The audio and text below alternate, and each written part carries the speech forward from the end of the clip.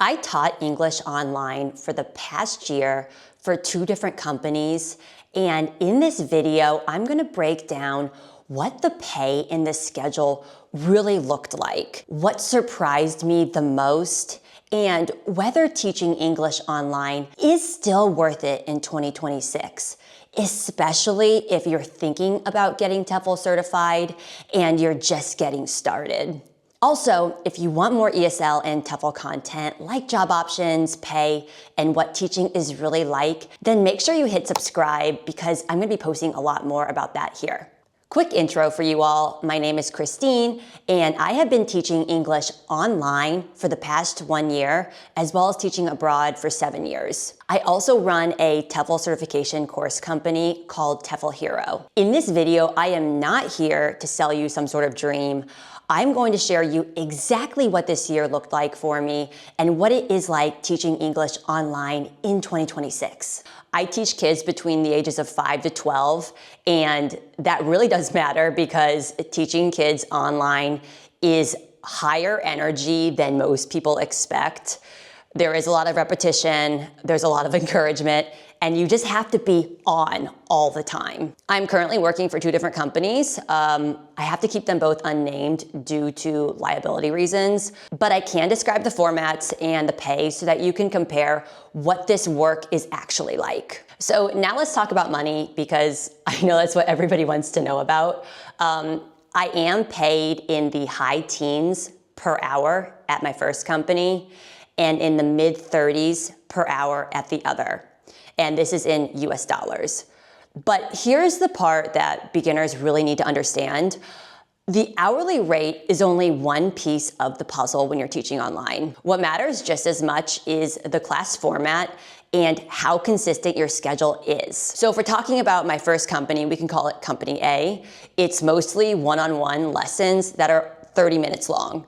And that's usually easier in terms of intensity because you're only focused on one kid at a time. Now the second company, Company B, they pay more, like almost double, but it's a different format. The classes are an entire hour long and it's usually around 10 students at one time. It's expected to be super lively and there is pressure on the teacher to be super lively the entire hour long. So even though the hourly rate is a lot higher, the class itself is way more intense, and honestly, it can be pretty exhausting. And I would say that's been a pattern for me, that the higher pay often comes with higher intensity. You might have bigger groups of students, longer classes, and just more pressure to be on the entire time. So if you are comparing companies, don't just ask, what's the hourly rate?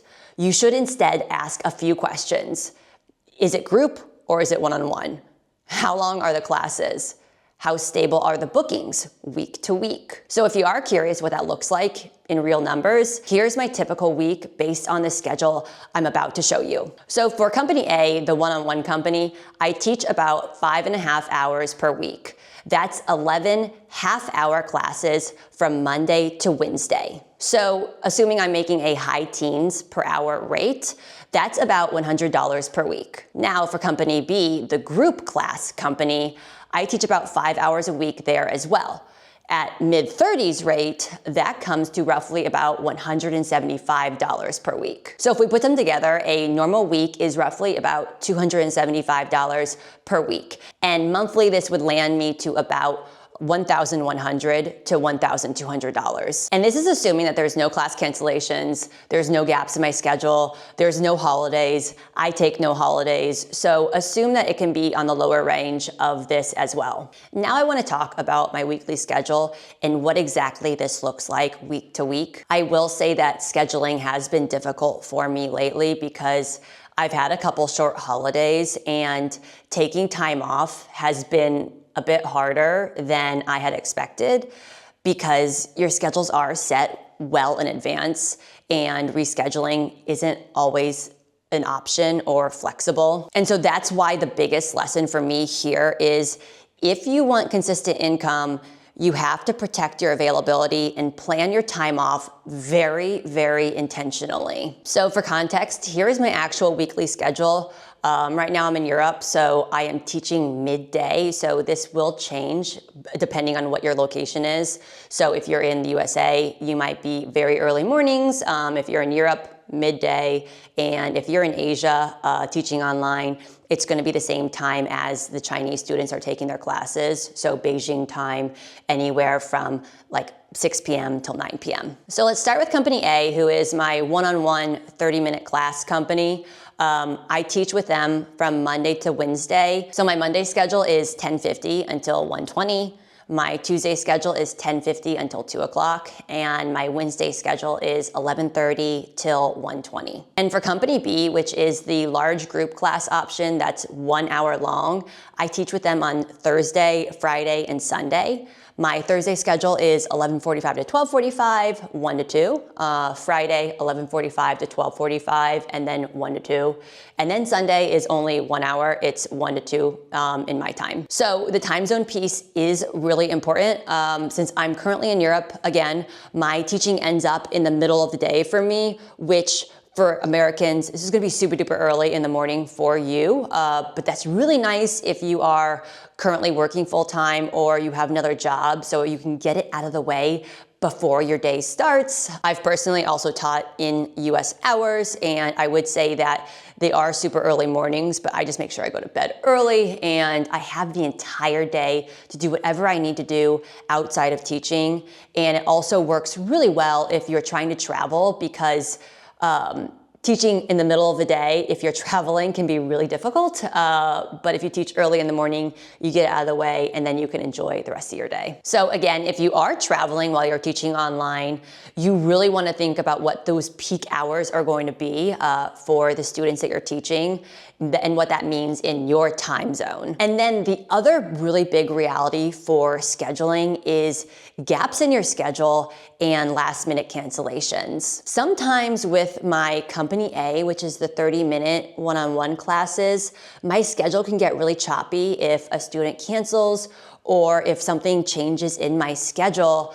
So I could have an hour between my classes. So it'd be a 30-minute class, an hour off, and maybe another 30-minute class. So it's not ideal if you're trying to have a tight hourly rate, because you are spending more time to essentially make less. But that said, my schedule tends to get really tight again quickly, because I do have a lot of good rapport with my students and good reviews from students and parents. So I tend to find that anytime there is a gap in my schedule, it does get filled up pretty quickly within the next week or two. So I would say that if you are just getting started, make sure you pick a schedule that you really can stick to for at least 30 to 60 days.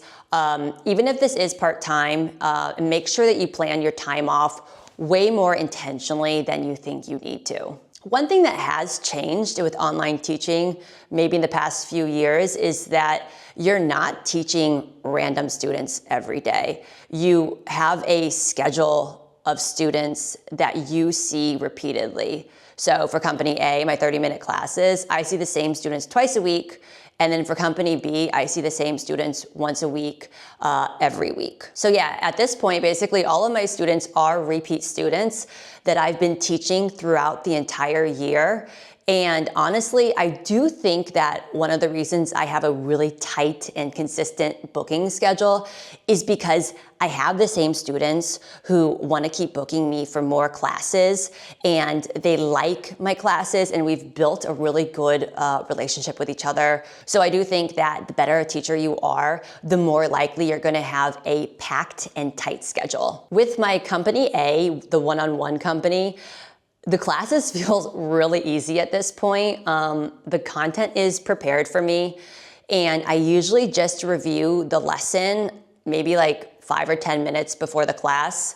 I've taught a lot of the same classes, and the material is just really easy to understand, and there's a lot of outlines and notes for the teacher. So you aren't doing anything from scratch. You don't have to lesson plan. But on the flip side, these classes are still really high energy because they are kids, but it is manageable because it's just one student and the lesson flow is so well structured that the class just flies by in 30 minutes. I will say that for Company B, the large group class company, it's way more demanding.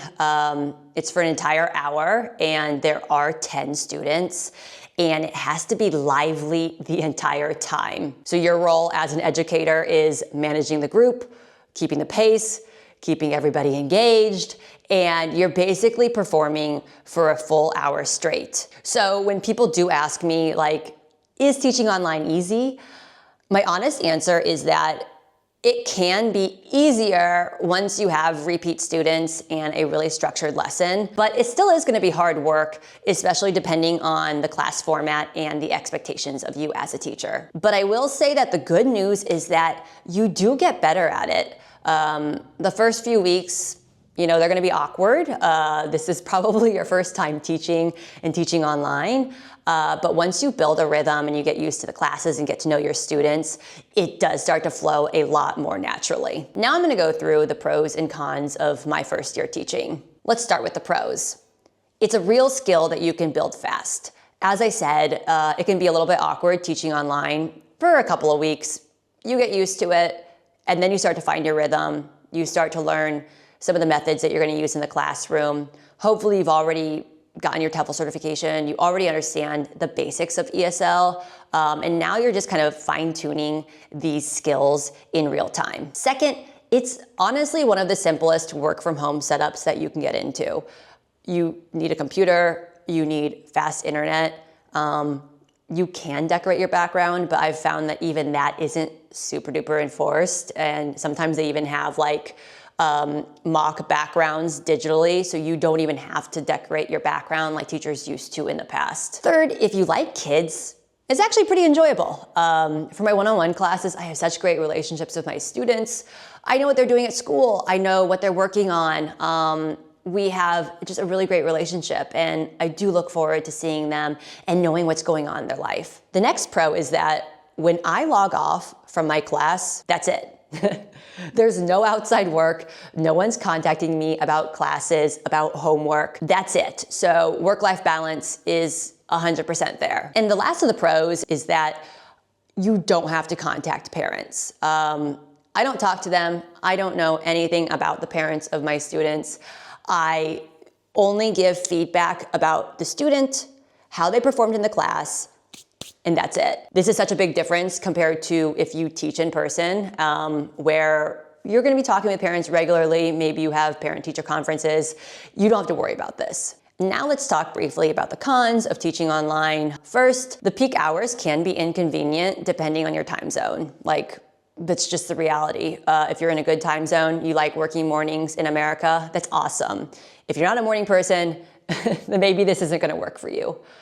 Second is that cancellations and gaps can make your income feel less predictable than you expected.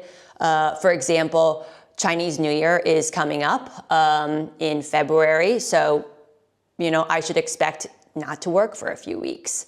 This can be hard for people who are expecting a certain amount of money each month. So you need to keep that in mind, that your schedule and your income can vary. Third is that the job is more tiring than I think a lot of people assume, especially when you're teaching kids. Fourth, which I already talked to you about, is that taking time off can just be a little bit harder than most people expect, and that you have to really plan your days off intentionally and try your best to work around your teaching schedule. And lastly, which is kind of dependent on your company, but I've found it across a few platforms now at this point, is that your pay will hit a ceiling, and you might not make more above that unless you level up, you niche down, or you start your own business. So now let's answer this question. Is teaching English online still worth it in 2026? And I think the honest answer is yes, for the right person. It's totally worth it if you want flexible income, you're okay starting part-time, and you can commit to a consistent schedule for at least 30 to 60 days. But it's not worth it if you need full-time income immediately. if you can't teach during the peak hours, or if you just absolutely hate repetition and high energy work. So if you're watching this and you're like, okay, like I'd like to get started, then your next step is going to be to get TEFL certified. My company, TEFL Hero, does offer a 120-hour TEFL certification course that's designed exactly for beginners and people who want to start teaching English online or abroad. And the good news is that you can take this online from anywhere in the world, and I will link to this in the description below. So again, teaching English online isn't a get-rich-quick path, but it can be a real learnable skill that will pay you from home. And for a lot of people, this is a great first step. If you want to get started, check out TEFL Hero's 120-hour TEFL course. It's linked below in the description. And if this has helped you, subscribe for more ESL and TEFL videos.